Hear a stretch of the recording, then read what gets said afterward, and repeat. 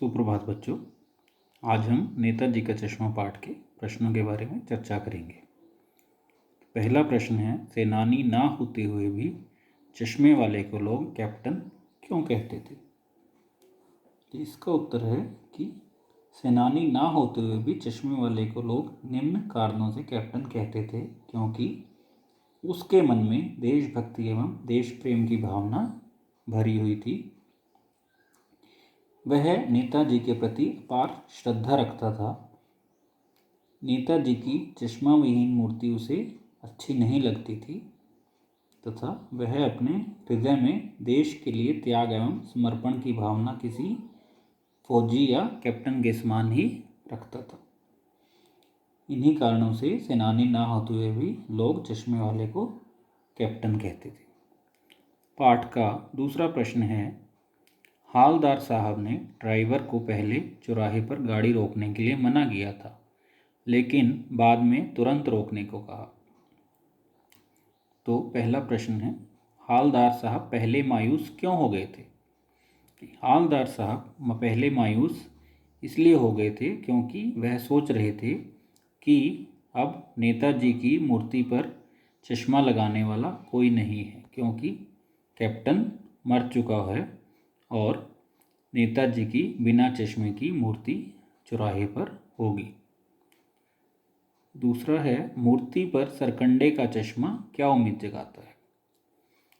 मूर्ति पर सरकंडे को चश्मे को देखकर हालदार साहब सोचते हैं कि अभी भी लोगों में देशभक्तों के प्रति श्रद्धा खत्म नहीं हुई है। हालदार साहब के अनुसार सरकंडे का चश्मा किसी बच्चे ने लगाया होगा, जिससे यह उम्मीद जागृत होती है कि नए पीढ़ी के बच्चों में भी देशभक्ति एवं देशभक्तों के प्रति श्रद्धा एवं सम्मान की भावना है। अगला प्रश्न है, हालदार साहब इतनी सी बात पर भावुक क्यों हो उठे? तो हालदार साहब निराश थे कि सुभाष की मूर्ति पर चश्मा नहीं होगा, परंतु मूर्ति पर सरकंडे का चश्मा देखकर उनकी निराशा आशा में बदल गई कि बच्चों में भी देशभक्तों के प्रति श्रद्धा एवं सम्मान है। वे बच्चों में देशभक्ति की भावना देखते हैं और इस कारण से वे भावुक हो उठे। तीसरा प्रश्न है, आशय स्पष्ट कीजिए। बार बार सोचते क्या होगा उस कौम का जो अपने देश की खातिर घर गृहस्थी जवानी जिंदगी सब कुछ होम देने वालों पर भी हंसती है और अपने लिए बिकने के मौके ढूंढती है। इन पंक्तियों का अर्थ है कि हालदार साहब लोगों में देशभक्ति की घटती हुई भावना को लेकर चिंतित हैं। वे कहते हैं कि जिन लोगों ने देश के लिए अपना सब कुछ न्यौछावर कर दिया, अपना जीवन बलिदान दे दिया, ऐसे देशभक्तों पर का लोग मजाक उड़ाते हैं। ऐसे लोगों के लिए स्वार्थ ही महत्वपूर्ण है तथा वे केवल अपने विषय में ही सोचते हैं। आज ऐसे लोगों की कमी नहीं है जो देशभक्तों को भूल चुके हैं और अपना घर परिवार रिश्तेदार यहाँ तक कि अपना जीवन भी कुर्बान कर चुके हैं। तो पाठ का चौथा प्रश्न है, पान वाले का रेखाचित्र प्रस्तुत कीजिए, अर्थात पान वाले का विषय में बताइए।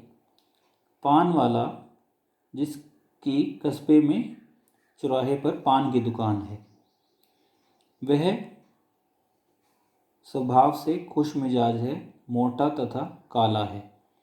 उसके मुंह में पान ठूंसा रहता है, उसकी भारी भरकम तोंद है तथा पान खाते रहने से उसके दांत लाल काले हो गए हैं। वह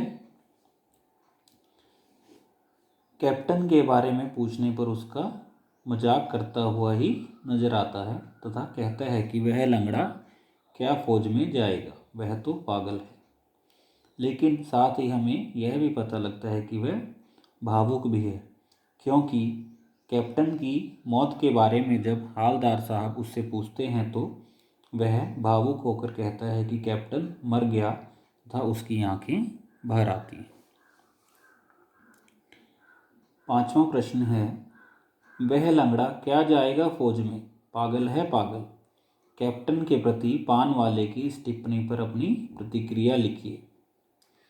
कैप्टन के प्रति पान वाले की यह टिप्पणी उसकी छोटी सोच के विषय में बताती है। कैप्टन जो सहानुभूति एवं सम्मान का पात्र है, उसका इस तरह उपहास करना या मजाक उड़ाना उचित नहीं है। वह अपनी छोटी सी दुकान से देशभक्त सुभाष जी की मूर्ति पर चश्मा लगाकर उनके प्रति श्रद्धा एवं सम्मान प्रकट करता है। कैप्टन शारीरिक रूप से अपंग और मरियल होते हुए भी देशभक्ति की भावना रखता है, इसलिए पान वाले की उपयुक्त टिप्पणी निंदनीय है।